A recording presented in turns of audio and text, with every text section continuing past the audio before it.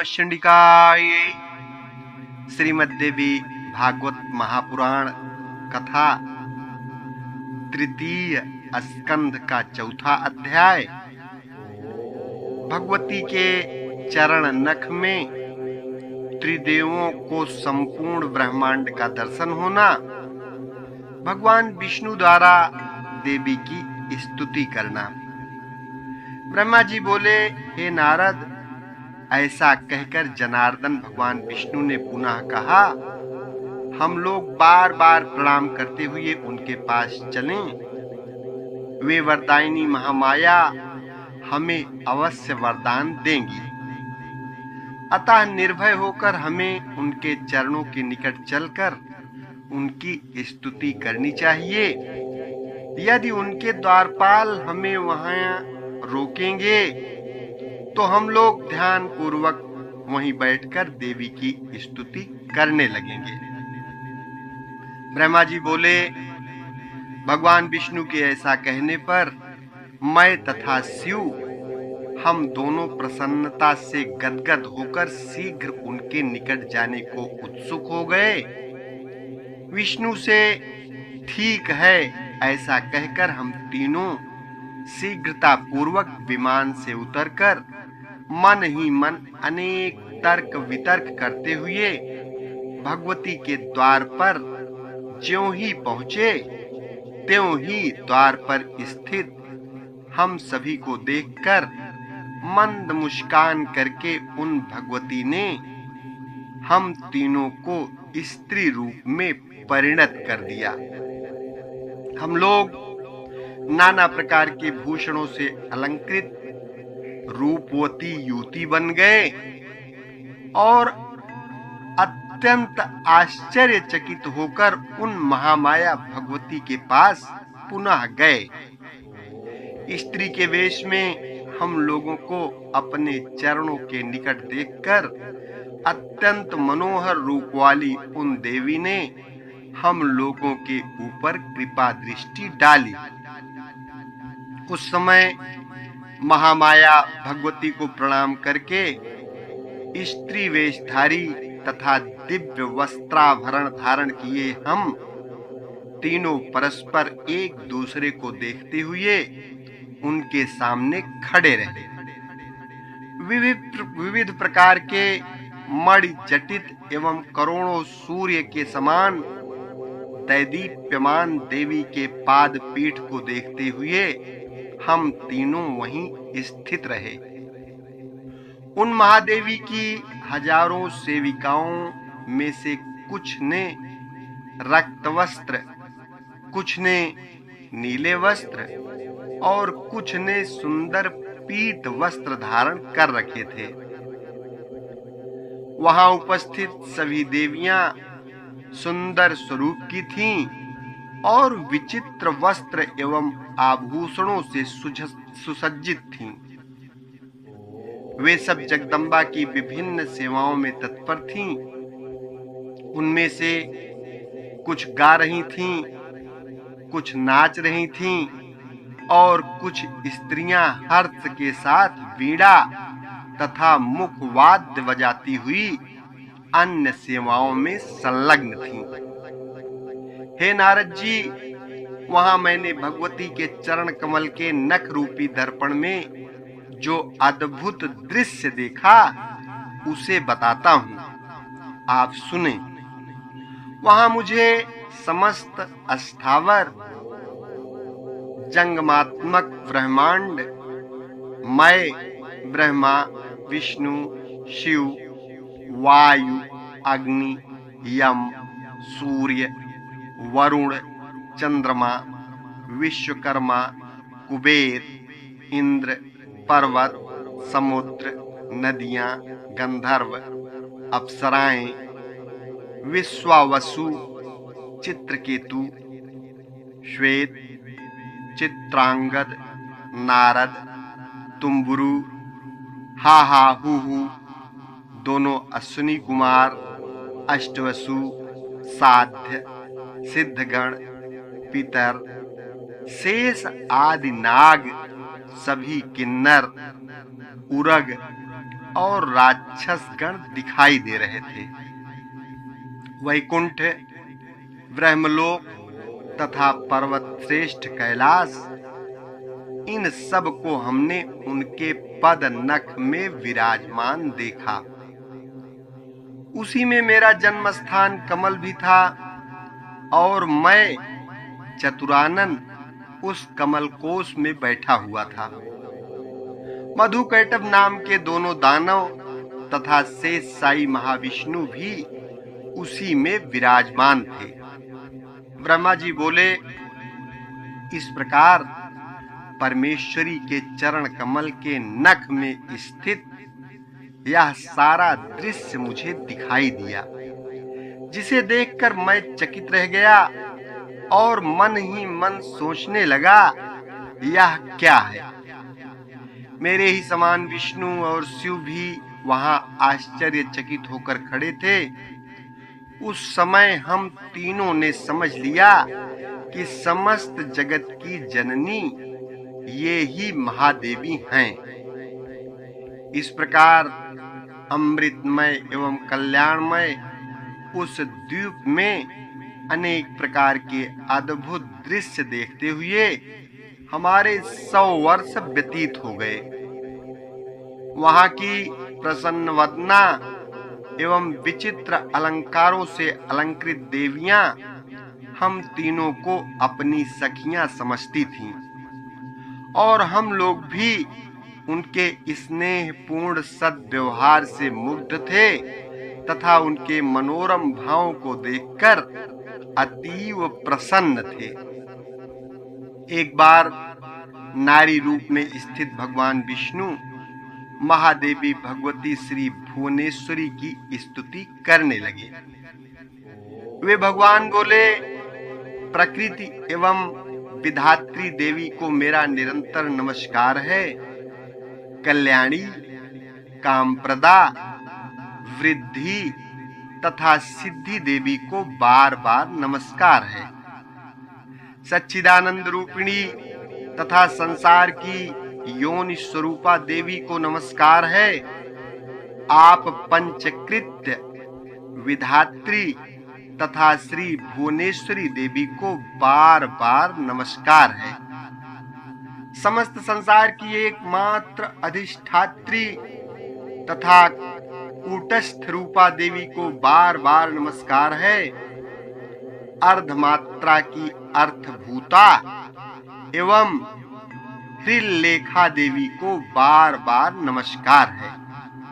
हे जननी, आज मैंने जान लिया कि यह समस्त विश्व आप में समाहित है तथा संपूर्ण ब्रह्मांड की सृष्टि एवं संहार भी आप ही करती हैं।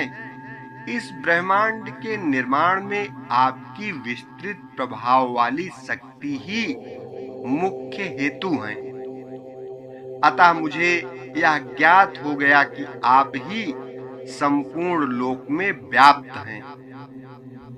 इस सत एवं असत संपूर्ण जगत का विस्तार करके उस चिद ब्रह्म पुरुष को यथा समय आप इसे समग्र रूप से प्रस्तुत करती हैं। अपनी प्रसन्नता के लिए 16 तत्वों तथा महदादि अन्य 7 तत्वों के साथ आप हमें इंद्रजाल के समान प्रतीत होती हैं। हे जननी, आपसे रहित यहाँ कोई भी वस्तु दिखाई नहीं देती। आप ही समस्त जगत को व्याप्त करके स्थित रहती हैं। बुद्धिमान पुरुषों का कथन है कि आपकी शक्ति के बिना वह परम पुरुष कुछ भी करने में असमर्थ है। आप अपने कृपा प्रभाव से संसार का कल्याण करती हैं। हे देवी, आप ही अपने तेज से सृष्टि काल में संपूर्ण जगत को उत्पन्न करती हैं तथा प्रलय काल में इसका शीघ्र ही संहार कर डालती हैं। हे देवी, आपके वैभव के लीला चरित्र को भली भांति जानने में कौन समर्थ है। हे जननी, मधु कैटभ नामक दोनों दानवों से आपने हमारी रक्षा की है। आपने ही हम लोगों को अपने अनेक विस्तृत लोक दिखाए तथा अपने अपने भवन में हमें परमानंद का अनुभव कराया। हे भवानी, यह आपके दर्शन का ही महान प्रभाव है। हे माता, जब मैं, विष्णु, शिव तथा ब्रह्मा भी आपके अपूर्व चरित्र को जानने में समर्थ नहीं है, तब अन्य कोई कैसे जान सकेगा। हे महिमामयी भवानी, आपके रचे हुए इस ब्रह्मांड प्रपंच में न जाने कितने ब्रह्मांड भरे पड़े हैं। हम लोगों ने आपके इस लोक में अद्भुत प्रभाव वाले दूसरे विष्णु, शिव तथा ब्रह्मा को देखा है। हे देवी, क्या वे देवता अन्यान्य लोकों में नहीं होंगे? हम लोग आपकी इस अद्भुत महिमा को कैसे जान सकते हैं? हे जगदम्ब, हम लोग आपके चरणों में मस्तक झुकाकर यही याचना करते हैं कि आपका यह दिव्य स्वरूप हमारे हृदय में सदा विराजमान रहे। हमारे मुख से सदा आपका ही नाम निकले और हमारे नेत्र प्रतिदिन आपके चरण कमलों के दर्शन पाते रहें। हे माता, आपकी यह भावना हमारे प्रति सर्वदा बनी रहे कि ये सब हमारे सेवक हैं और हम भी सर्वथा आपको मन से अपनी स्वामिनी समझते रहें। हे आर्य, इस प्रकार हमारा और आपका माता पुत्र का अनन्य संबंध सर्वदा बना रहे। हे जगदम्बिके, आप समस्त ब्रह्मांड प्रपंच को पूर्ण रूप से जानती हैं, क्योंकि जहाँ सर्वज्ञता की समाप्ति होती है, उसकी अंतिम सीमा आप ही हैं। हे भवानी, मैं पामर कह ही क्या सकता हूँ। आपको जो उचित लगे आप वह करें, क्योंकि सब कुछ तो आप ही के संकेत पर होता है। जगत में ऐसी प्रसिद्धि है कि ब्रह्मा सृष्टि करते हैं, विष्णु पालन करते हैं और रुद्र संहार करते हैं। किंतु हे देवी, क्या यह बात सत्य है? हे अजय, सच्चाई तो यह है कि आपकी इच्छा से तथा आपसे शक्ति प्राप्त कर हम अपना अपना कार्य करने में समर्थ हो पाते हैं। हे गिरजे, यह पृथ्वी इस जगत को धारण नहीं करती है, अपितु आपकी आधार शक्ति ही इस समस्त जगत को धारण करती है। हे वरदे, भगवान सूर्य भी आपके ही आलोक से युक्त होकर प्रकाशमान है। इस प्रकार आप विरजा रूप से इस संपूर्ण जगत के रूप में सुशोभित हो रही हैं। ब्रह्मा, मैं विष्णु तथा शंकर, हम सब आपके ही प्रभाव से उत्पन्न होते हैं। जब हम नित्य नहीं हैं, तो फिर इंद्र आदि प्रमुख देवता कैसे नित्य हो सकते हैं? समस्त चराचर जगत की जननी तथा सनातन प्रकृति रूपा आप ही नित्य हैं। हे भवानी, आपकी सन्निधि में आने पर आज मुझे ज्ञात हो गया कि आप मुझ पुराण पुरुष पर सर्वदा दया भाव बनाए रखती हैं। अन्यथा मैं अपने को सर्वव्यापी, आदि रहित, निष्काम, ईश्वर तथा विश्वात्मा मान बैठता और अहंकार युक्त होकर सदा के लिए तमोगुणी प्रकृति वाला हो जाता। आप निश्चय ही सदा से बुद्धिमान पुरुषों की विद्या तथा शक्तिशाली पुरुषों की शक्ति हैं। आप इस मनुष्य लोक में कीर्ति, कांति, कमला, निर्मला तथा तुष्टि स्वरूपा हैं तथा प्राणियों को मोक्ष प्रदान करने वाली हैं। विरक्ति स्वरूपा हैं। आप वेदों की प्रथम कला गायत्री हैं।